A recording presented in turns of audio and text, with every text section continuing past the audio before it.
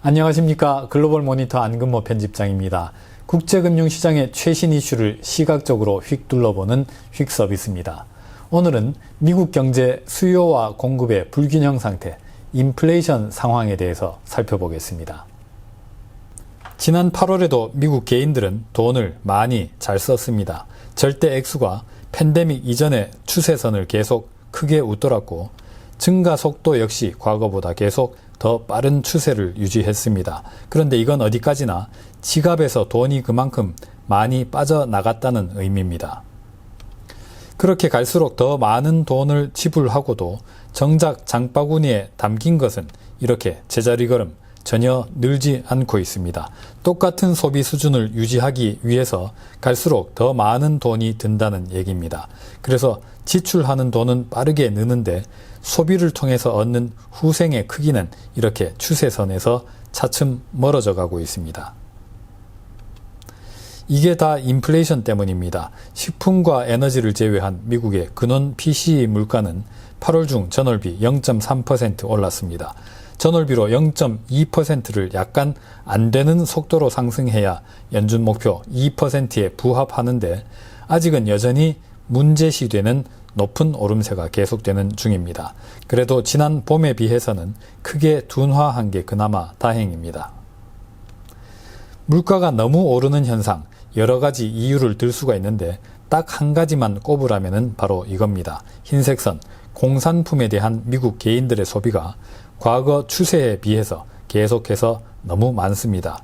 주황색 선, 서비스에 대한 소비가 이렇게 계속 약하다 보니까 사람들이 공산품으로 돈 쓰는 방향을 돌린 겁니다. 차츰 낮아지고는 있지만은 여전히 이렇게 추세선보다는 크게 높기 때문에 물가 압력은 계속되는 중입니다. 보시는 그래프는 공산품에 대한 미국 개인들의 실질 소비를 따로 떼서 그려본 겁니다. 노란색 점선은 과거의 추세선입니다. 공산품을 공급할 수 있는 능력은 이 수요 추세선에 맞춰져 있을 텐데 수요는 그 공급 능력을 이렇게나 크게 초과하고 있습니다. 그래서 가격이 오르는 것이죠. 그런 초과 수요가 영구적인 거라면은 사람들은 공산품 생산 능력을 이렇게 대폭 늘리는 투자를 할 겁니다. 그런데 만약 이 초과 수요가 팬데믹 때문에 발생한 일시적인 현상이라면은 공급 능력을 확대하는 투자는 망하기가 십상입니다. 그렇다면 사람들은 생산 설비를 늘리지 않겠죠. 그렇다면 일시적인 인플레이션 압력은 팬데믹이 존재하는 동안에는 굉장히 길어질 수도 있습니다. 이 그래프는 미국 개인들의 노동소득 증가율입니다. 물가가 오르고는 있지만은 임금 같은 노동소득 역시 팬데믹 이전에 비해서 빠른 속도로 오르고 있어서 다행입니다. 하지만 어쩌면 임금이 이렇게 빠르게 올라서 물가가 더 오르는지도 모르겠습니다. 그리고 미국의 물가는 계속해서 임금보다 더 빠른 속도로 상승 중입니다.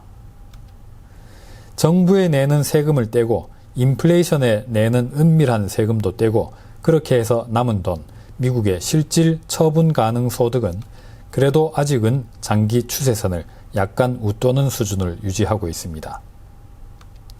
미국 개인들의 저축률은 8월에도 9.4%로 장기적인 추세보다는 좀 높았습니다. 그래도 저축 성향이 연초에 비해서는 제법 많이 낮아졌습니다. 씀씀이가 정상화돼 가고 있다는 의미입니다. 혹은 소비를 별로 즐기는 것도 아닌데 인플레이션에 떼이는 돈이 그만큼 많다는 뜻이기도 하겠습니다. 지출은 많은데 실제로 장바구니에 담긴 건 늘지 않는 소비 추세는 GDP 전망에 먹구름을 들이웁니다. 소비가 3분의 2를 차지하는 미국의 실질 GDP 성장률이 이번 3분기에는 2%대로 뚝 떨어질 것이라고 애틀랜타 연준의 예측 모델 GDP 나우가 제시하고 있습니다. 미국 성장률이 곤두박질 치는 배경을 설명하는 것 중 하나가 바로 이 자동차 판매량입니다. 반도체 부족에서 비롯된 자동차 생산 차질이 이렇게 소비 지표에 타격을 가하고 있습니다. 그렇다고 해서 경제가 당장 리세션으로 빠져드는 것은 아닙니다. 미국 ISM 제조업 지수를 보면은 수요가 여전히 이례적으로 강한 상태라는 것을 알 수가 있습니다.